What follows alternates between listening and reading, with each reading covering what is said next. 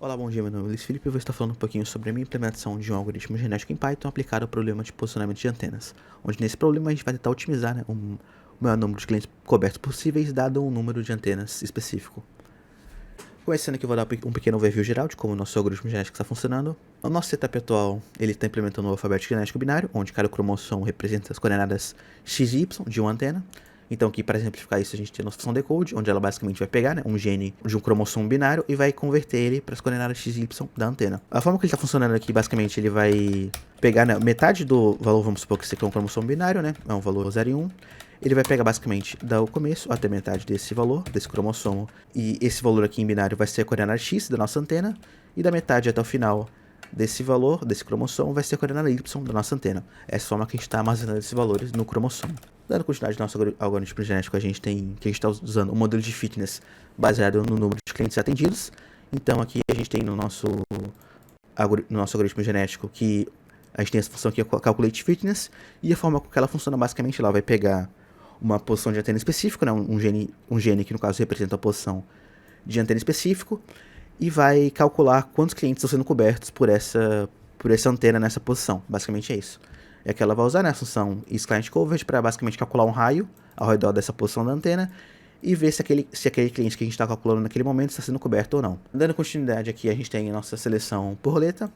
A gente tem a implementação dela. Basicamente o que ela vai fazer, ela vai dar chances maiores para os indivíduos que têm maior fitness, Basicamente é isso que essas duas linhas fazem.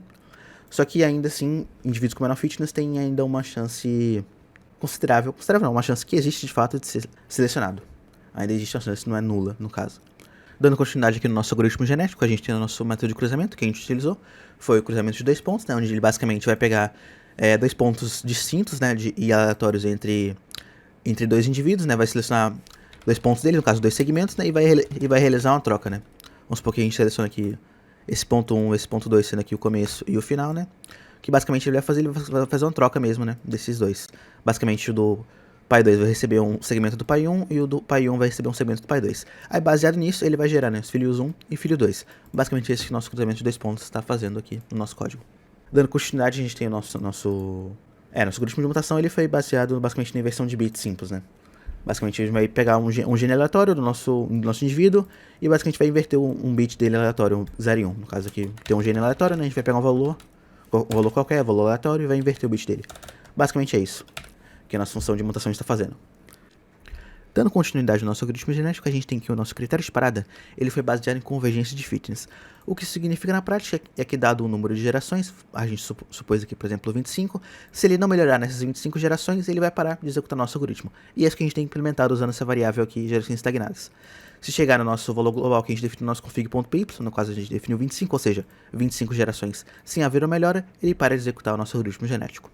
A gente configura esse valor máximo que a gente quer de gerações estagnadas no nosso config.py, que eu já vou abordar ele também agora.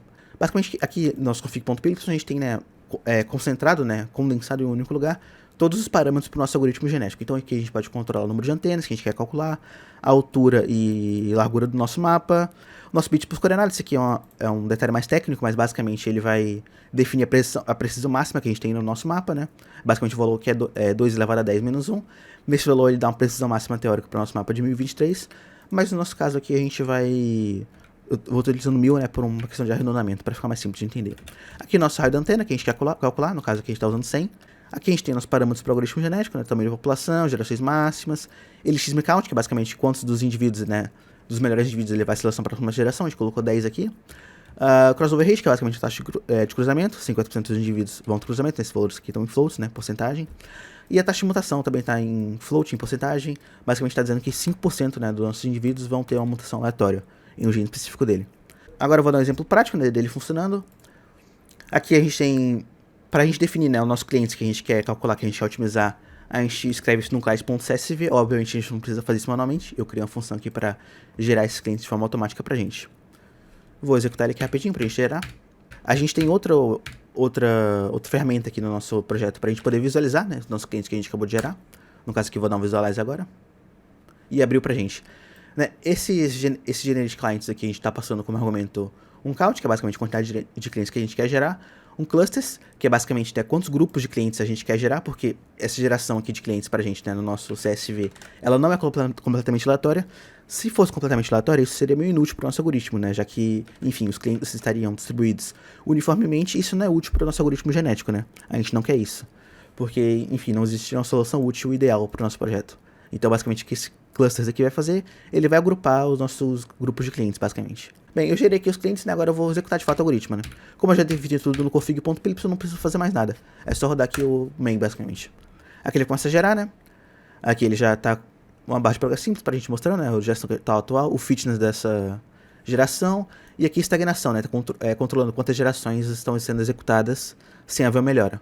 No caso aqui já gerou 25 gerações sem melhorar, ele já parou aqui pra gente, já, gerando 100 gerações no total. Agora o que aconteceu, né? Agora que eu executei esse algoritmo, ele está aqui no relatório de execução. Aqui a gente tem os argumentos que a gente passou na hora de gerar ele, o cromossomo binário final e a posição das antenas aqui. Agora o que a gente pode fazer agora, no caso, a gente pode rodar novamente aquele código de visualização e agora ele vai mostrar aqui pra gente, né, no nossa janela, as posições das antenas aqui, no caso, que acabou de ser geradas, né? Eu não mencionei, mas esse código aqui de visualização, ele está aqui dentro, né, do nosso TIOS. Ele basicamente é a visualização. Eu não vou entrar em muitos detalhes nele, porque acho que não importa muito. Ele está usando aqui o Matplotlib, né, para basicamente gerar um gráfico pra gente. Bem, obrigado pela atenção e esse foi o nosso resumo no nosso projeto de otimização de posicionamento de antenas com algoritmo genético em Python. Para mais informações, tem o nosso readme.md, nosso repositório, ou também a nossa codebase completa, onde você pode testar o nosso algoritmo com outras configurações e com outros parâmetros.